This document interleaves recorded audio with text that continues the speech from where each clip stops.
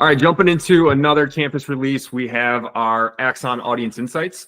Back in 2014, when we founded KORTX, we were really in belief that there was an opportunity to bring a lightweight audience management platform to the marketplace. That is what Axon is. It's a lightweight CDP implemented with a piece of JavaScript on your website.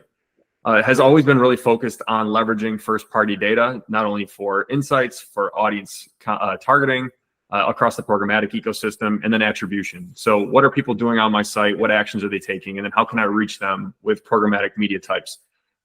Being able to dissect that information for the programmatic universe has always been super helpful. But one thing that our customers have always asked us with, and through a partnership with Dstillery, we're able to paint a little bit more of a picture as to who these folks are, what they like to do, what their purchase behavior is, what they're doing elsewhere across the web and in the real world. We have delivered that with Dstillery. That now lives in the platform, and we're really excited to share this. So Jess, I talked a little bit about the problem that we aim to solve, but in your words, like, what do you think that Audience Insights is now going to be able to do within Campus? Yeah, so you kind of already said it. So first-party audience insights, especially those outside of Google Analytics, can sometimes live behind a walled garden. We've always given users access to their real-time first-party insights gathered directly from Axon, which are similar to what you might find from a Google Analytics. The additional insights that haven't been available via dashboard are those index insights we receive when we process a first-party audience for lookalike modeling that we partner with Dstillery on. These are those insights that tell us, for example, those who are engaging with this portion of your website are 10 times more likely to be soccer fans, or they're 5 times more likely to be Kansas City Chiefs fans, whatever the case might be. These additional insights have historically been delivered via presentations or in a status call, and were never really available in real time, leaving both clients and brands in a bit of a waiting game for these arguably invaluable characteristics. So this tool allows them access to it in real time. Awesome. We're taking a quick look at it here within the platform. Jess, as you've worked with customers over the years, we've heard a lot about how these insights obviously get used for programmatic optimization and targeting. I want to include, different third-party segments, or maybe I want to look at a PMP. But what are other ways that you think marketers can leverage this to help their strategies? Absolutely. So by allowing a user to access their first-party audience data in real time like this, obviously there's a better customer experience here, but there's also just more efficient collaboration and marketing decisions that can be made from having access to this data firsthand. So first-party audience data gives you a wealth of insight into the who behind your customer base. You can use this information to adjust your messaging and your targeting in a timely manner to be more catered to those who are more likely to become new customers for you in the future. That's great. Al, as we're taking a look again at the tool within the platform, any notes or information that you would want to leave for our customers using it? Yeah, so obviously we've got it pulled up here, so you can see that we added the audiences section to the main left nav there. That's where you'll find all of these first-party audience segments and information. So basically, this information has all been available in our Axon platform, but for ease of use for our customers, we wanted to bring it into Campus. So this looks very similar to a page in Axon where it pulls in any custom and standard first-party Axon segments. So you can see those kind of grouped by standard and custom. And then what we've done that's additional is that integration with Dstillery that we built out. So that's where you'll see kind of the Dstillery logo under platforms in the table highlighted for those first party segments that do have the Dstillery activation component to it. That's not all of your segments. Those are just the ones that the team has kind of decided are the ones that are important enough to model and get some additional insight on. So you'll see those called out there as well. The Dstillery data is obviously in the audience composition tab, and that's where you'll see that demographic and affinity data. Continuing our review of Campus release features this month, we're talking about the report builder within Campus. So we're taking a look here at campaign reporting. We have a new function within the tool, or the platform, excuse me, which is a report builder. Jess, what problem are we aiming to solve with this release? Yeah, so I love dashboards. We talk a lot about the dashboards and the Campus visuals that you can see in there, but sometimes a dashboard just isn't enough when it comes to slicing and dicing data. Users might want to combine and pivot out different cuts of data within an Excel doc in a version that they find most beneficial to them. So some individuals might even prefer data analysis via a spreadsheet versus looking at a data visualization tool such as Campus and a dashboard. Awesome. So I now have this at my fingertips. I can jump in, I can schedule a report.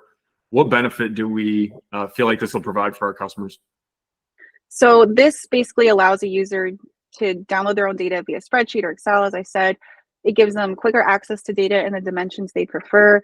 There's an offline analysis component here, so users can perform analysis offline or in other tools, enabling more comprehensive data exploration, data integration into other data visualization tools. You can ingest that data via email. So we have this the scheduler in here where you can automate it and automate emails into your own data visualization tools that you're using. Also just overall collaboration. So downloaded data can be shared with colleagues or stakeholders who may not have access to the dashboard, facilitating even more collaboration and decision making. Awesome. Al, from a product release standpoint, any notable items here that we should be thinking of as we take a look at the tool within platform? No, I'd just like to call out kind of the flexibility of this tool. So obviously, as Jess mentioned, we've got our campaign reporting dashboards, which are kind of always cut at the campaign level. This tool allows you to be more flexible and actually pull data across campaign. So you could pull, if an advertiser is running 4 active campaigns at the moment, you'd actually be able to use this tool to pull maybe like a roll-up of monthly spend and impressions for that whole advertiser aggregated for those 4 campaigns, and have that scheduled out to email to yourself and colleagues at either a daily, weekly, or monthly grain. So there's quite a bit of flexibility in this tool. You can kind of pick the exact metrics and the exact dimensions that you'd like. Again, a daily grain of data or monthly or even annual. And then also kind of if you don't want it down to the line item level, maybe you just want it at the campaign level, then you have that ability to just kind of select campaign as one of your dimensions instead of going down into the further granularities. And custom time frame here is max of 1 year, right? Correct. Yeah, on the custom. If you do have any campaigns that run over a year, the campaign lifetime option will actually allow you to pull the true lifetime. So even if that is a 14-month campaign, you'll be able to get the full 14 months. But when you select multiple campaigns, you'll notice that the campaign lifetime is not available at that point. Yes, custom would be your only option, and you're max to 12 months there. Okay. Now, while we have you for a minute, I just want to highlight one other feature within the tool. Anybody that does have additional data that they want to connect and they want to bring into some form of a visualization, can you just quickly talk through the data connectors portion of the platform and how someone might engage with your team on that? Yeah. So we've got, as you can see there, kind of the different platforms. KORTX, Dstillery, and Axon are kind of our core bespoke platforms. So you'll see those as connected for all advertisers in the campus platform. But we've also got the ability to pull in data from any of these platforms that you see called out here in kind of a managed service approach. So we don't have a full OAuth flow self-serve right now, but for a lot of these, if you click learn more, you can reach out to our team and then we can kind of get with you on what would need to happen as far as permissions and user sharing and things like that, so that we can pull that data and then visualize it in campus in either a platform dashboard that could be a standard or a custom dashboard there, and then also any kind of cross-channel dashboards that pull data from multiple channels and kind of aggregate it up. Awesome. Jess, I think, correct me if I'm wrong, one of the most common use cases we see there, KORTX might be running programmatic for a customer, but then they have, let's say, search in-house and they're managing their own Google ads and their own Bing ads. That's a pretty common use case if I'm not mistaken there. Absolutely. That's probably the most common one that we'll see. Okay. So again, everybody, just a quick overview of the campaign builder functionality within the tool, as well as our data connectors, which, as Alex mentioned, is really a white glove concierge service to data connectivity and visualization. In this section, we're going to talk a little bit about automated split assist stats, which you will now find within Campus. So Jess, let's start with the problem that we aim to solve with this. We started a while back of implementing splits as part of campaigns, giving our customers more transparency, giving our offers flexibility into how campaigns were constructed. Could be a composition of audiences and inventory, really just to have as many options as possible to drive campaign performance. That used to be a very tedious process, I know, for your team to report on. So you want to talk a little bit about how we're bringing this into Campus and the problem that we see it solving for our customers? Yeah, absolutely. So we've been talking for a while, as you said, about split reporting, which splits are essentially insight into a cut of targeting or an audience we have applied to a line item within a campaign. Split assist is a piece of code that we append to certain line items that allows for automated daily reprioritization of splits, so automated optimization on a daily basis based on both scale and performance. Up until now, you've only been able to see performance by each split in the dashboard with little to no insight into where each split typically sits in priority. This new feature that's released in Campus now gives you the ability to see the historical prioritization. Cool. So we're taking a look. We're hovering over down here under our splits. Can you just talk quickly about the icons over there on the left-hand side of the splits and what they mean? Yeah, I can take that one. So that flat line that you're seeing for a lot of the splits right now, that means that over the last 7 days, that split has remained in a constant priority. And then the other options are an up arrow, which means that in the last 7 days, that split has moved up in priority, or a down arrow, indicating in the last 7 days, that split has actually fallen in priority. Cool. Jess, is there anything else that you think that this will provide for our customers? Any additional benefits or value add? Yeah, so Al kind of already said it. Although you've already been able to see engaged splits and which ones are bringing the best performance, this tool allows a user to understand and get some more insight into that historical performance for those targeting cuts. For example, you can now see that one split that has historically always brought strong performance has been deprioritized over the last few days due to other splits bringing in even stronger performance.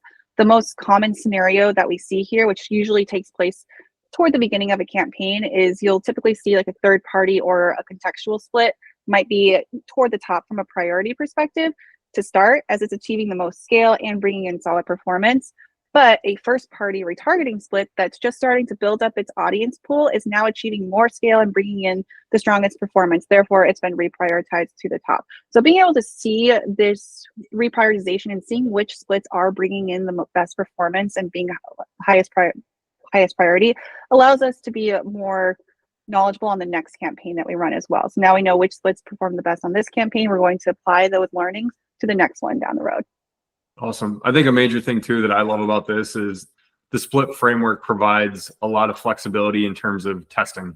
So not only testing with our current targeting parameters, whether that be leveraging Axon data, CRM data, building out models, a contextual PMP, any type of customized or curated package that can be applied to a campaign. But as we look forward, we're looking at cookie deprecation, a lot of customers that want to be able to pull in those alternative solutions, whether it be authenticated traffic, whether it be a commercial identifier based audience like a UID 2.0 or a ramp ID, or even ID free audiences from someone like Dstillery. All those can be brought into our existing campaign structure, and we can see how they rank against each other. So a really cool feature that we feel hopefully just give a lot of ease and simplicity around the way that we're testing at KORTX.